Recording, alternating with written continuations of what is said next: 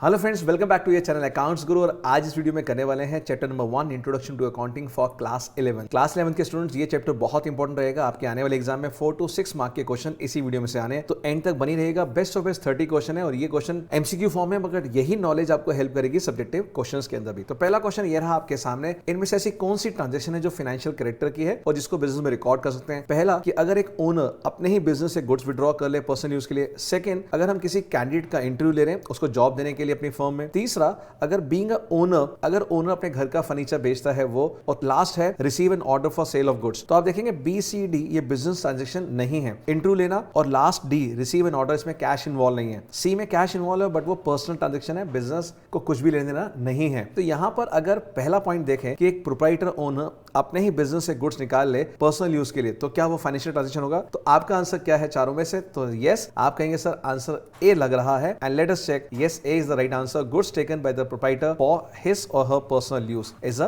Business transaction. Second question, basic function of financial accounting is to, क्या record करना all business transaction, या interpret करना cost data को, या एसेस करना एम्प्लॉइज को, या फिर इंटरप्रेट करना मैनेजमेंट डेटा को। तो क्या लगता है आपको कि बेसिक फंक्शन फाइनेंशियल अकाउंटिंग का क्या होता है? तो जल्दी से बताइए, क्योंकि यहाँ पे आपको कंफ्यूजन हो सकती है कि सर शायद डेटा को इंटरप्रेट करना हो या मैनेजमेंट डेटा को। तो ऐसा कुछ भी नहीं है। सबसे पहले होता है to make a systematic record of all the financial transactions. तो आंसर होना चाहिए A. Yes, A is the right answer. Question number 3, financial position of business is determined by. Financial position अगर हम बोलते हैं तो बैलेंस शीट, यानी कितने एसेट्स हैं, कितना कैपिटल, कितना लायबिलिटीज। तो जो A is equal to C plus होता है अकाउंटिंग क्वेश्चन का जो कॉन्सेप्ट, क्या वो फाइनेंशियल अकाउंटिंग है, या वो कॉस्ट अकाउंटिंग है, या मैनेजमेंट अकाउंटिंग, या ऑल ऑफ दिस। आप आंसर बोलेंगे क्या? Answer will be A.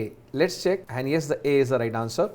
Question number 4, which of the following is not one of the objective of accounting. इन चारों में से ऐसा कौन सा है जो अकाउंटिंग का ऑब्जेक्टिव नहीं होता? Providing information to users, machinery purchase करना बिजनेस के लिए, सी रिकॉर्ड्स मेंटेन करना, और डी एनुअल प्रॉफिट्स को कंप्यूट करना। तो इनमें से आपको क्या लगता है कौन सा ऐसा है जो ऑब्जेक्टिव नहीं है? तो देखिए, पहले यूजर्स को इन्फॉर्मेशन प्रोवाइड करना, तो आप कहेंगे अकाउंटिंग साइकिल का लास्ट स्टेप यही होता था कि वेरियस इंटरनल एक्सटर्नल यूजर को इन्फॉर्मेशन प्रोवाइड करना। सी जो है अकाउंट्स की बुक्स मेंटेन करना, डेफिनेटली वो होता है objective. D computation of annual profit, yes, क्योंकि हम एसरटेन करते हैं क्या, प्रॉफिट और फाइनेंशियल पोजीशन, ये दो मेन ऑब्जेक्टिव होते हैं। तो यहां पर बी आंसर लग रहा है कि मशीनरी परचेज करना सिर्फ और सिर्फ सोल ऑब्जेक्टिव नहीं होगा। तो देखते हैं क्या आंसर हमारा बी है, it is purchase of machinery. Yes, the right answer is B, purchase of machinery for business. Next, which of the following transaction will not be recorded in the books of account. क्या वो payment of salary to staff है, या creditors को pay करना, या order place करना supplier of goods को, या फिर कैश विड्रॉ करना ओनर ने अपने पर्सनल यूज के लिए फ्रॉम द बिजनेस। ऐसा कौन सा है जो बुक्स ऑफ अकाउंट्स में रिकॉर्ड नहीं होगा? तो आप देखिए, पहला वाला तो सैलरी दे रहे हैं, एक्सपेंस है, एक्सपेंसेस आर रिकॉर्डेड। कैश पे टू क्रेडिटर्स, लायबिलिटी रिड्यूस हो रही है, कैश रिड्यूस हो रहा है, ये भी बिजनेस ट्रांजैक्शन रिकॉर्ड होगा। डी है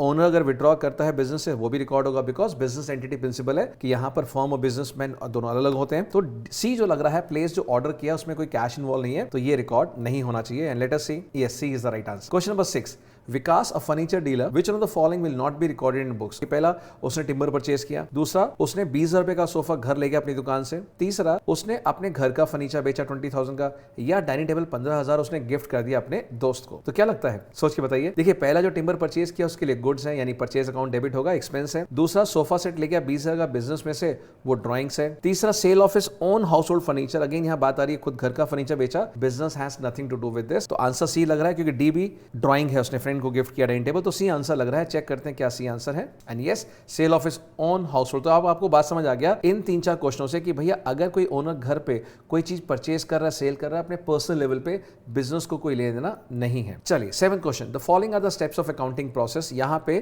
थोड़े से जंबल करके दे रखे हैं, आपको इसको सीक्वेंस में करना है। ये सीक्वेंस वाले क्वेश्चन हैं जो नॉर्मली हम पूछते हैं क्लास 12th में भी, सीयूटी एंट्रेंस में भी। तो आपको इन पांचों के पॉइंट को सीक्वेंस बताना है कि पहले कौन आता है इन पांचों में से। तो सोच के बताइए, जस्ट थोड़ा सा टाइम लीजिए, पॉज कीजिए और सोच के बताइए क्या है आपका राइट आंसर। क्योंकि अकाउंटिंग साइकिल में हमने आपको बताया था क्या क्या होता है। क्योंकि कई बच्चे सोचेंगे सिर्फ रिकॉर्डिंग ही पहला स्टेप होता है। क्यों? रिकॉर्डिंग जर्नल में होती है तो उनको लगेगा जर्नल पहली होती है बुक, उसके बाद आपको लगेगा क्लासीफाइंग।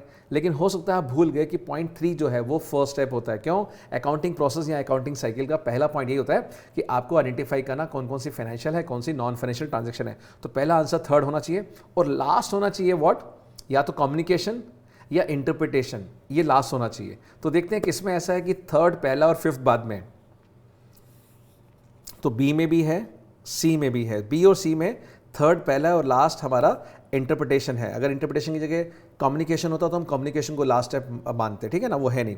तो बी और सी में यानी ए हट गया, डी हट गया, 50-50 होता है ना केबीसी में, इनको एलिमिनेट कर दीजिए। अब बी और सी के लिए एक मेहनत और करते हैं, क्या, आफ्टर दिस आइडेंटिफिकेशन स्टेप होता है रिकॉर्डिंग, तो थर्ड के बाद 1 होना चाहिए। तो देखते हैं थर्ड के बाद 1 किस में है, वो सिर्फ सी में है। इसका मतलब इन 3 आइटम के बाद 2 आइटम चेक करने की जरूरत नहीं है, फिर भी देख लेते हैं। थर्ड के बाद 1 है रिकॉर्डिंग, उसके बाद फोर्थ यानी क्लासिफाइंग बिल्कुल फोर्थ है, उसके बाद समराइजिंग बिल्कुल समराइजिंग, और लास्ट में इंटरप्रिटेशन। तो आंसर सी लग रहा है। बहुत ही अच्छा क्वेश्चन था और इस तरह के क्वेश्चन आप उम्मीद कर सकते हैं। Yes, right answer is C. Next question, book keeping. अब देखिए बुक कीपिंग अकाउंटिंग का डिफरेंस 3 मार्क का शॉर्ट हम लोग स्कूल में देते हैं आपको, 3 या 4 मार्क का। बुक कीपिंग समझ आनी चाहिए कि जब हम रिकॉर्डिंग क्लासिफाइंग करते हैं तो क्लासिफाइंग तक क्या होता है, बुक कीपिंग यानी आइडेंटिफाई किया, उसको मेजर किया, रिकॉर्ड किया, क्लासिफाई, ये चारों स्टेप आइडेंटिफाई से क्लासिफाइंग तक के क्या होते हैं, बुक कीपिंग। उसके बाद जब समराइजिंग से लेके कम्युनिकेशन के बाकी 4 स्टेप आते हैं वो होता है अकाउंटिंग। तो यहां बुक कीपिंग क्या होती है, चारों में से देखते हैं। पहला, फाइनेंशियल ट्रांजैक्शन को रिकॉर्ड करना बुक्स ऑफ अकाउंट्स में। दूसरा, to take all steps from recording से लेके फाइनल अकाउंट्स बनाने तक। सी है फाइनल अकाउंट्स प्रिपेयर करना and taking all steps after preparing the final accounts. तो आप कहेंगे सर बी में, सी में, डी में फाइनल अकाउंट्स बनाने की बात हो रही है, वो तो बुक कीपिंग में होती नहीं, वो तो अकाउंटिंग का पार्ट है। हमारी बुक कीपिंग तो क्लासिफाइंग तक यानी लेजर्स तक ही खत्म हो जाती है। तो हमारा आंसर ए होना चाहिए। Let us see if the right answer is A, and yes the right answer is A. Question number 9, book keeping is a wider concept than accounting. अब मैंने कहा जहां बुक कीपिंग खत्म होती है वहां से अकाउंटिंग शुरू होती है, तो आप खुद बताइए कौन सा वाइडर कांसेप्ट होगा। Accounting is a wider concept because उसके अंदर बुक कीपिंग मिली होती है। इसका आंसर चारों में से क्या होना चाहिए, बिल्कुल स्ट्रेट अवे पढ़ते आप आंसर दे देंगे, बहुत इजी आपके लिए। Yes, answer will be B यानी false. Question number 10, accountancy and accounting means the same concept. तो क्या है आंसर, अगर आपने पढ़ा हो डेफिनेशन अकाउंट्स में क्या होता है, डिफरेंस अकाउंटिंग में क्या होता है, अकाउंटेंसी में, तो आप कहेंगे नहीं, अकाउंटेंसी तो नॉलेज होती है और अकाउंटिंग क्या होती है, प्रोसेस ऑफ मेकिंग अकाउंट्स। तो इसका भी आंसर स्ट्रेट अवे पढ़ते ही आपको आ गया होगा और आंसर क्या रहेगा इसका, बी यानी false. Yes. Question number 11, what is the full form of GAAP. और अगेन अगर आपने अच्छे से पढ़े हैं नोट्स, क्लास में मैम का सुना है, सर का सुना है, तो आप इसका आंसर दे सकते हैं। गैप का फुल फॉर्म क्या होगा, क्या वो ए रहेगा जनरली एक्सेप्टेड अकाउंटिंग प्रिंसिपल, या be generally applicable accounting principle, या सी गवर्नमेंट अप्रूव्ड अकाउंटिंग प्रिंसिपल्स, या four government accredited accounting practice. देखिए सारे ही सिमिलर से साउंड कर रहे हैं, बट आपका सही आंसर तब आएगा जब आपने बहुत फोकस वे से सुना होगा उसका फुल फॉर्म। पहली बार में नहीं आता और ये तुक्का तो बिल्कुल भी नहीं लग सकता। Right answer is what, A generally accepted accounting principle. Question number 12, accounting starts. कहां पे अकाउंटिंग स्टार्ट होती है बताइए, वेयर बुक कीपिंग एंड्स, या वेयर बुक कीपिंग बिगिंस, या जहां बुक्स बनती नहीं है बिल्कुल बिल्कुल, और जहां पे preparing after preparing the final accounts. क्या लगता है आपको यहां पर अकाउंटिंग कहां शुरू होती है। तो आप जानते हैं अकाउंटिंग का मतलब है समराइजिंग से शुरू होना, और वो स्टार्ट होता है जब क्लासीफाई हो चुका हो, और क्लासीफाई बुक कीपिंग का पार्ट है। तो यानी क्लासीफाइंग तक बुक कीपिंग होती है, तो बुक कीपिंग जैसे ही खत्म होती है एकदम से समराइजिंग शुरू हो जाती है, यानी ट्रायल बैलेंस बन जाता है, trading account, profit and loss और बैलेंस शीट बन जाती है। तो राइट आंसर होना चाहिए A, where book keeping ends, and yes the right answer is A. Question number 13, which of the following transaction is not of financial character। क्या एक asset purchase करना उधार पे, परचेज ऑफ एसेट कैश पे लेना, proprietor ने money withdraw किया from the business, या स्ट्राइक बाय द एम्प्लॉइज। इनमें से कौन सी ऐसी ट्रांजेक्शन है जिसमें मनी इन्वॉल्व नहीं हो रहा। तो आप कहेंगे सर पहला वाले में मनी इन्वॉल्व नहीं हो रहा। A is the wrong answer. Why, क्योंकि जो उधार पे लिया उसकी मनी वर्थ तो है ना, वो हमारा एज अ क्रेडिटर तो बन जाएगा ना, लायबिलिटी बन जाएगी और हमारा एक्सपेंस बन जाएगा। तो यहाँ पर ये फाइनेंशियल ट्रांजेक्शन मानते हैं because of accrual basis. Accrual basis chapter 3 में आता है, उसका मीनिंग यही है कि एक बार हम गुड्स ले लें या सर्विस ले लें और पैसा नहीं भी पे किया तो भी वो हमारी लायबिलिटी रहेगी। तो ये आंसर नहीं है, बी भी नहीं है। कईयों को सी आंसर लगेगा बट सी भी आंसर नहीं है, बिकॉज बिजनेस एंटिटी कॉन्सेप्ट के हिसाब से बिजनेस ट्रांजेक्शन होती है अगर मालिक अपने बिजनेस से पैसा निकाले पर्सनल यूज के लिए। स्ट्राइक जो हुई है एम्प्लॉइज की वो नॉन कैश ट्रांजेक्शन है, जबकि इतनी इंपॉर्टेंट ट्रांजेक्शन है, बट ये रिकॉर्ड नहीं होगी। तो answer should be D. Let us see, yes D is the right answer. Question number 14, which of the following is the correct sequence of the process of accounting. ये बहुत ही बढ़िया question है, time consuming, और आपका focus ये होगा कौन सा सही सीक्वेंस है जहां पर कि पहला स्टेप होता था आइडेंटिफाई करना और लास्ट कम्युनिकेट करना वेरियस यूजर को। तो बताइए क्या वो राइट आंसर पहला है, प्राइम डॉक्यूमेंट्स पहले बनते हैं यानी आपके वाउचर्स, उसके बाद प्राइमरी अकाउंटिंग रिकॉर्ड्स यानी जर्नल, फिर ट्रायल बैलेंस और फाइनल अकाउंट्स, या फिर प्राइमरी अकाउंटिंग रिकॉर्ड्स पहले बनते हैं जर्नल, बाद में prime document, source document, vouchers, फिर ट्रायल बैलेंस, फाइनल अकाउंट्स, या प्राइम डॉक्यूमेंट्स पहले बनते हैं फिर trial balance, primary accounting records and final accounts, and D trial balance, prime documents, primary accounting records या फाइनल अकाउंट्स। तो क्या लगता है बहुत थोड़ा सा इसमें क्लैरिटी बहुत जरूरी है, तभी आप ये आंसर को क्रैक कर पाएंगे। मैं इसको टफ मानता हूं ऐसे क्वेश्चन को। तो देखिए सबसे पहले क्या होता था, आपको आइडेंटिफाई करना होता था फाइनेंशियल या नॉन फाइनेंशियल ट्रांजेक्शन को थ्रू सोर्स डॉक्यूमेंट। तो सबसे पहले तो बनते हैं प्राइम डॉक्यूमेंट्स, उसके बाद हमारा बनता है जर्नल लेजर, ट्रायल बैलेंस। तो journal ledger primary accounting records में आ गया, फिर ट्रायल बैलेंस आ गया, उसके बाद बनते हैं हमारे फाइनल अकाउंट्स यानी ट्रेडिंग, प्रॉफिट लॉस और बैलेंस शीट। तो आंसर होना चाहिए मेरे हिसाब से ए। चेक करते हैं, yes A is the right answer. Question number 15, last step of accounting process. देखिए बार बार अकाउंटिंग प्रोसेस बहुत जरूरी है, और अगर आपने वो मेरा वीडियो नहीं देखा तो प्लीज इसी वीडियो में नीचे आप देखना, डिस्क्रिप्शन बॉक्स में मैं डाल दूंगा वीडियो, जिसमें बहुत ब्यूटीफुली एनिमेटेड वीडियो मैंने शेयर किया है, और सारे स्टेप्स आप अगर अच्छे से पढ़ लेते हैं तो ये क्वेश्चन आप आराम से क्रैक कर लेंगे, अदरवाइज हमेशा गलत होते हैं। लास्ट स्टेप क्या होगा अकाउंटिंग प्रोसेस का? वेरियस यूजर्स जो इंटरेस्टेड पार्टीज होती है उनको इन्फॉर्मेशन पहुंचाना, या ट्रांजेक्शंस को रिकॉर्ड करना, या समरी प्रोवाइड करना in the form of financial statements, यानी trading account, profit loss balance sheet बनाना, या to classify the transactions under separate heads in the ledger. तो क्या लगता है आखिरी स्टेप क्या होगा? तो मैंने बताया था ना, पहला स्टेप आइडेंटिफाई करना ट्रांजेक्शंस को, और लास्ट स्टेप अकाउंटिंग इन्फॉर्मेशन को दूर दूर तक वेरियस यूजर्स तक पहुंचाना। तो right answer should be A, and let us see, yes, A is the right answer. Question number 16, internal user of accounting information. ये टॉपिक आप अच्छे से पढ़ के जाएंगे। Internal user, external. आपको जो इंटरनल है वो ओनर्स और मैनेजमेंट है, और बाकी सारे एक्सटर्नल होते हैं। तो उसके बेस पे देखना कि इंटरनल वो है जो डिसीजन मेकिंग में इन्वॉल्व है, जो प्रॉफिट शेयर करते हैं, जो पॉलिसीज बनाते हैं, वो होते हैं इंटरनल यूजर फाइनेंशियल डेटा के बेस पे। तो क्या वो पोटेंशियल इन्वेस्टर्स आंसर है, क्या वो क्रेडिटर्स है, क्या वो मैनेजमेंट है, या एम्प्लॉइज है? तो आप देखेंगे यहाँ पे अगर हम देखें तो इंटरनल मुझे एक ही दिखाई दे रहा है। कौन सा है देखिए बताइए? वो है मेरा मैनेजमेंट, क्योंकि जो पोटेंशियल इन्वेस्टर है वो भी बाहर के हैं, क्रेडिटर्स वो भी बाहर के, और एम्प्लॉइज को भी हम बाहर का मानते हैं। तो यहाँ आंसर होना चाहिए मैनेजमेंट, बिकॉज वो मैनेजर्स इंटरनल होते हैं, वही डिसीजन मेकिंग करते हैं। और right answer is C, yes, management. 17, अब बताइए एक्सटर्नल कौन सा इसके अंदर से? क्या वो रिसर्चर है, क्या वो गवर्नमेंट है, या जो फ्यूचर में इन्वेस्ट करने की सोच रहे हैं पोटेंशियल इन्वेस्टर्स? कौन है इसके अंदर से एक्सटर्नल यूजर? और आप कहेंगे हाँ सर सारे के सारे लग रहे हैं, तो चेक करते हैं क्या सारे हैं, एक बार देखते हैं। All of this, yes, all of this. Question number 18, accounting is only an art, या ओनली साइंस, या आर्ट एंड साइंस बोथ, या फिर नॉट आर्ट और साइंस, कुछ भी नहीं है। और हमने बताया आपको साइंस की तरह यहाँ प्रिंसिपल्स है, कितने सारे हमने प्रिंसिपल्स किए, गोइंग कंसर्न किया, मनी मेजरमेंट किया, ठीक है ना, हिस्टोरिकल कॉस्ट प्रिंसिपल। तो ये साइंस तो होती है। और आर्ट क्यों है? क्योंकि यहाँ पर हम जर्नल बनाते हैं, फॉर्मेट्स बनाते हैं, ठीक है ना, और पर्सनलाइज एप्लीकेशन ऑफ नॉलेज होती है, हर अकाउंटेंट अपने हिसाब से बनाता है, तो वो आर्ट भी है। तो यहाँ पे कहेंगे दोनों है, both art and as science also. Which of the following is not a sub field of accounting. आप जानते हैं अकाउंटिंग 3 तरह की होती है। पहला होता है हमारी फाइनेंशियल अकाउंटिंग, जो हम 11th-12th में पढ़ रहे हैं, फिर cost accounting and management accounting, जो हम आगे पढ़ेंगे कॉलेजेस के अंदर। तो यहाँ पर चारों में से आपको कौन सा लगता है कि अकाउंटिंग का सब फील्ड नहीं है? आप कहेंगे sir book keeping, because book keeping तो पार्ट है हमारा अकाउंटिंग का, खुद ही एक छोटा सा पार्ट है, तो यहाँ पर ये सब फील्ड नहीं है। तो right answer should be book keeping, या very right. Question number 20, which of the following is the most relevant accounting information for taxation authorities? क्या लगता है आपको इनमें से कौन सी मोस्ट रेलेवेंट इन्फॉर्मेशन है? पहले कैश बैलेंस, या फिर क्रेडिट सेल्स, या फिर book value of fixed assets, या प्रॉफिट जनरेटेड? देखिए जो टैक्सेशन अथॉरिटीज है उनको तो मतलब है किससे? प्रॉफिट से मतलब है।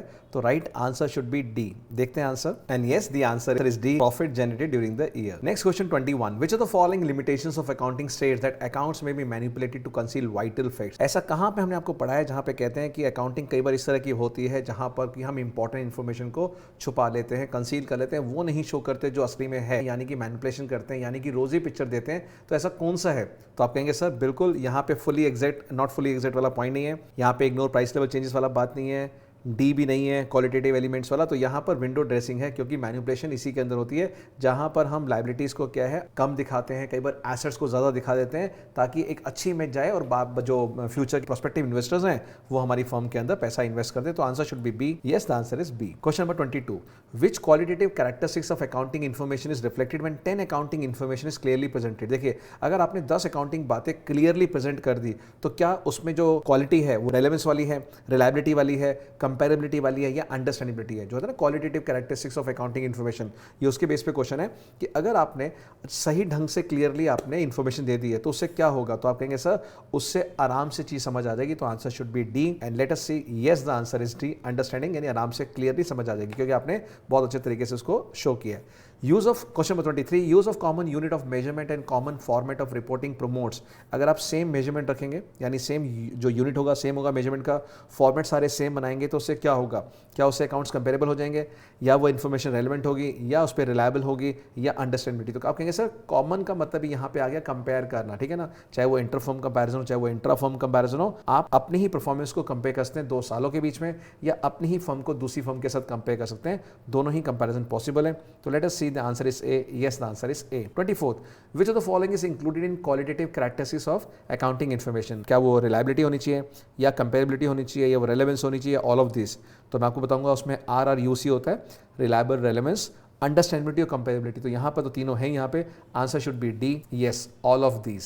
Next question, of the following transactions which will not be recorded in the books of accounts of the business, क्या रिकॉर्ड नहीं होगी? क्या फर्नीचर परचेज किया बिजनेस के लिए वो, या एम्प्लॉय को सैलरी दिया वो, या अपने बेटे का फीस दिया पर्सनल बैंक अकाउंट से, या अपने बेटे का फीस दिया बिजनेस से? कौन सा ऐसा ट्रांजेक्शन है जो बिजनेस के रिकॉर्ड्स में नहीं आएगा? तो आप कहेंगे ए और बी तो बिल्कुल साफ साफ आएंगे, सी और डी में कंफ्यूजन लग रही है। सी में पर्सनल अकाउंट से दिया है इसलिए कोई लेने देना बिजनेस को नहीं है, जैसे पहले भी बताया था। जो डी है वो ड्राइंग्स है, ड्राइंग्स हमेशा रिकॉर्ड होती है, इट्स अ बिजनेस ट्रांजेक्शन, तो answer should be C. Let us see, या the C is the right answer. Question number 26, which of the following is not a limitation of accounting, कौन सी इसमें से limitation नहीं है? Based on historical information, evidence in legal matters, window dressing, omission of qualitative elements, क्या लगता है? देखिए बेस्ड ऑन हिस्टोरिकल इन्फॉर्मेशन है, ये बिगेस्ट डिसएडवांटेज है अकाउंटिंग की कि जो भी एसेट्स रिकॉर्ड करते हैं परचेज प्राइस पे रिकॉर्ड करते हैं। सी विंडो ड्रेसिंग अभी था ही, वो हमारा limitation. Omission of qualitative elements, यानी सिर्फ मॉनेटरी आइटम रिकॉर्ड होती है, उसके अलावा कोई भी इंपॉर्टेंट इन्फॉर्मेशन हो वो नॉन मॉनेटरी हो रिकॉर्ड नहीं होगी, जैसे स्ट्राइक था, स्ट्राइक नहीं रिकॉर्ड होता। तो इसमें से जो बी है एविडेंस इन लीगल मैटर्स की, कल को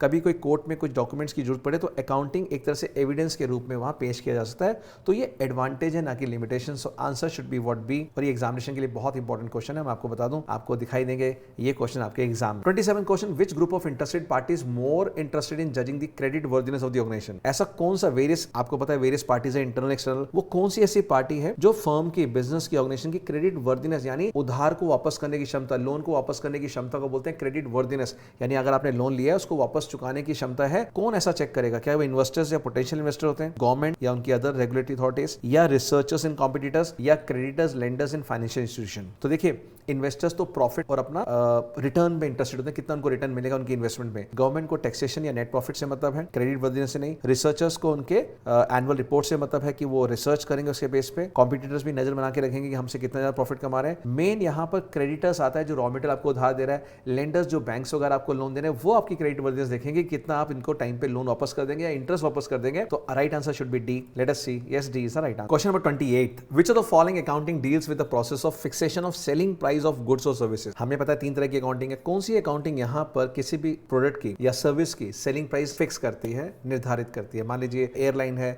दिल्ली से मुंबई का कितना किराया होना चाहिए, वो कौन सी अकाउंटिंग डिसाइड करती है? या आपने बॉटल बना ली, अब इस बॉटल का सेलिंग प्राइस कौन फिक्स करता है? ऐसा कौन सा डिपार्टमेंट होता है ऑर्गेनाइजेशन के अंदर?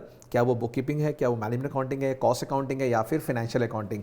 तो जो स्मार्ट बच्चे हैं वो एकदम से आंसर निकाल सकते हैं क्योंकि कॉस्ट वर्ड है यहाँ पर और सेलिंग प्राइस डिसाइड करना वो कॉस्ट प्लस ग्रॉस प्रॉफिट होता है। तो C is should be the right answer. Let us see, and yes C is the right answer. Question number 29, ये सेकंड लास्ट क्वेश्चन है। Process of recording financial data up to preparation of trial balance, यानी trial balance तक जो बनाने का process हो उसको book keeping कहते हैं, या क्लासिफाइंग, या समराइजिंग, या फिर एनालाइजिंग? तो देखिए ट्रायल बैलेंस तक बनाने को कई लोग कहेंगे क्लासिफाइंग, नहीं, वो लेजर बनाने तक का होता है। उस लेजर को लेके जब आप सारे डेबिट क्रेडिट बैलेंस को ट्रायल बैलेंस के अंदर डालते हैं वो होता है समराइजिंग, और इसी से ही फाइनल अकाउंट्स बनते हैं। तो right answer should be C, summarising, and yes C is the right answer. Last question, confidence and trust that the reported information is a reasonable representation of the actual items and events that have occurred depicts which qualitative characteristics of accounting information? Her school के paper में ये question देखा है, तो बहुत ही बढ़िया question है और ये करके जाइएगा, समझ के जाइएगा क्या कहना चाहता है कि एक जो कॉन्फिडेंस और ट्रस्ट होता है कि जितने भी इंफॉर्मेशन मिल रही है वो रीजनेबल रिप्रेजेंटेशन है किस बात की, कि एक्चुअल आइटम्स और इवेंट्स की, that have occurred, depicts which quality, यानी जो भी इंफॉर्मेशन दे रही है उसमें विश्वास कर सकते हैं। आपको कॉन्फिडेंस होना चाहिए कि ये बिल्कुल बहुत सही बात है। तो क्या वो रिलायबल है या रेलेवेंट है, अंडरस्टैंडेबिलिटी, कंपेरेबिलिटी है? तो देखिए यहाँ पर बात है विश्वास, ट्रस्ट आ गया वर्ड, और ट्रस्ट इन चारों में से क्या होता है? रिलायबल, ठीक है ना? कोई आप पे रिलायबल करे, कोई आप पे विश्वास कर सके आपकी बातों के ऊपर, तो तभी आपकी जो है इमेज बहुत अच्छी बनती है कि यार ये जो बात कहता है ना बिल्कुल सही कहता है, सच कहता है। तो यहाँ पर आंसर होना चाहिए ए, एंड चेक करते हैं, yes A is the right answer. So मेरे प्यारे बच्चों, आई होप ये जो है वीडियो पार्ट 1 देखा आपने, चैप्टर 1 इंट्रोडक्शन टू अकाउंटिंग, और ये अगर आप कर लेते हैं 30 क्वेश्चन तो मुझे बहुत खुशी होगी। सेम क्वेश्चन आपको मेरे एग्जामिनेशन में दिखेंगे। तो अगर आप टीचर्स मेंटर्स देख रहे हैं तो do share with your students, और अगर स्टूडेंट्स देख रहे हैं video do share with your friend circle also, ताकि उनके मार्क्स अच्छे आए। पहले एग्जाम में अगर आपने अच्छे ढंग से कर लिया, अच्छा स्कोर कर लिया, तो आपके चेहरे पर स्माइल होगी। तो अगले वीडियो में बने रहिए हमारे साथ, चैप्टर 3 लेके आएंगे, बिकॉज चैप्टर 1 और 2 हम कवर कर चुके हैं। अगर आपने नहीं देखे चैप्टर 1 2 तो प्लीज देख लीजिएगा। अगला चैप्टर 3 यानी जितने भी हमारे प्रिंसिपल्स है, कॉन्सेप्ट्स है, कन्वेंशन है, वो बहुत इंपॉर्टेंट वीडियो, बिकॉज वहां बच्चे बहुत ही गलतियां करते हैं, समझ नहीं पाते कौन सा प्रिंसिपल, कौन सा कॉन्सेप्ट लग रहा है विद एग्जांपल। तो बहुत जल्दी मिलते हैं। Do like subscribe the channel ताकि वो वीडियो आपको मिस ना हो, और बेल आइकन को जरूर प्रेस कर देना। Fine, so bye bye, love you, take care, God bless you all.